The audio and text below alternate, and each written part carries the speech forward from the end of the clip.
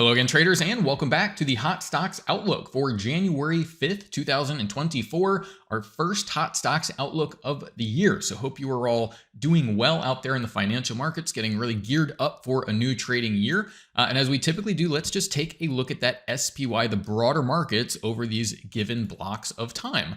And so what we can see here is the most obvious thing here is we've started the year rough, and VantagePoint actually did a very excellent job of forecasting this move lower, specifically in the tech stocks and NASDAQ side of things. So we'll go ahead and take a look at that. But as we look back, we go back 30 days on the calendar, we're still up a couple of a percent, but not really applicable going in a new year and a new month. And here the past 5 days, we're still off about 2% as the end of the year we started to turn lower here. But let's go ahead and get into the charts, because this is what's really important for traders to get ahead of these moves and understand what's going on out there in the broader market. And I think one of the best places to highlight this is in shares of Apple. So a really good example of what we have here on the Apple chart is daily price action. So each one of the candles that you're seeing represents a full and complete trading day.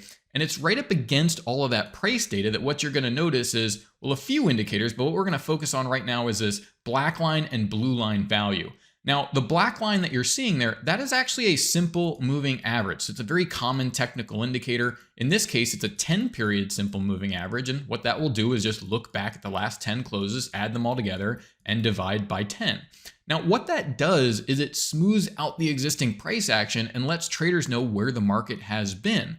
But again, the problem is all that market data is lagging. It's really just a summary of what's already occurred in the market, and traders need to be ahead of that next move in the marketplace. And so what we're able to do is compare that black line value, or that lagging moving average, to this proprietary predicted moving average. And for that number, essentially a prediction of price moving forward, for that to be plotted and calculated on the chart for the trader, well, this is where the technology of artificial neural networks come into play. And what they're doing is what's called intermarket analysis. And what that means is this technology is able to really derive price clues out of dozens of markets that are known to drive and influence the future price of Apple. Now, that can be things like ETF groups. That can be things like other individual stocks, maybe those tech stocks like Nvidia, Microsoft, but it'll also look at very important markets like the dollar index. And that's what we've seen at the beginning of the year is a big spike in the dollar that's pushed metals down, it's pushed the stock market lower, and has a big effect if you're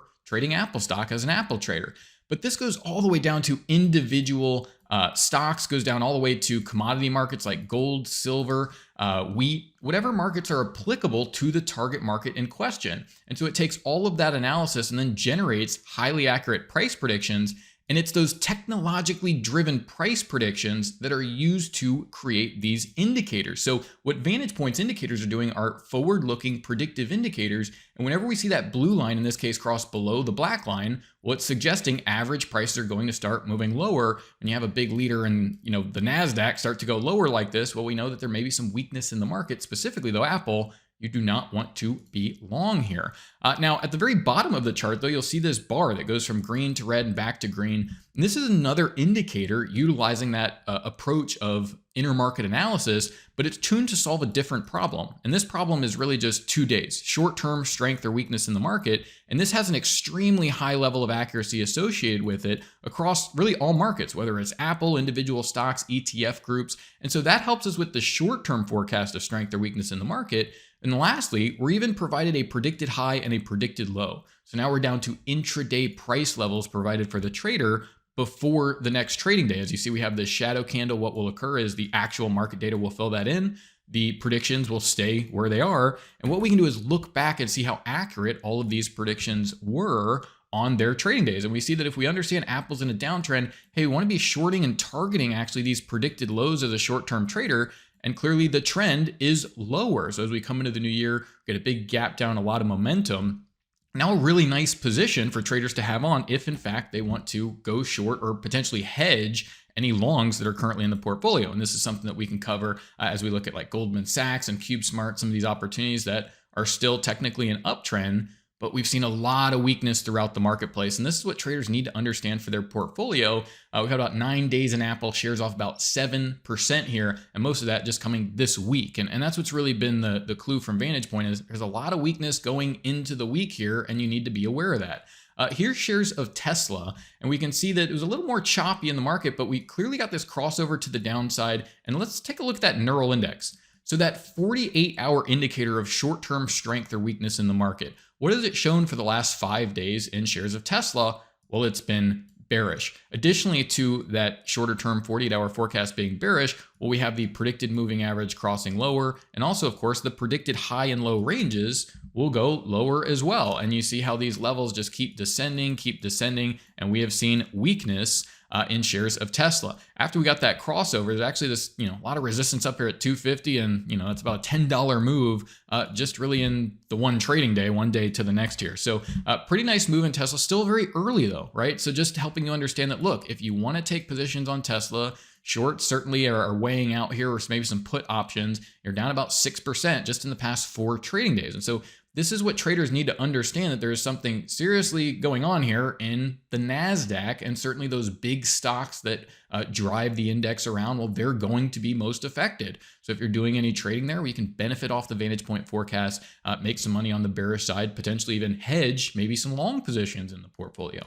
Here's shares of Dropbox. Again, just another example of there's some issues around the tech space. And we saw this on the NASDAQ futures and the QQQ, the ETF. There's a lot of different ways that traders can utilize the VantagePoint forecast, because it provides these forecasts all across the market, individual stocks, commodities, futures, just like you see with those intermarkets that go into the forecast. All of those markets are getting their own forecast produced as well. And so here we see with Dropbox, we get that crossover to the downside. And again, what is that highly accurate neural index informing you about this stock in particular, right? Specifically Dropbox, what's going on? Well, there's a lot of weakness that you should expect in the short term. And once that crossover to the downside happens, well, now we're in downtrend with some short-term weakness to be expected.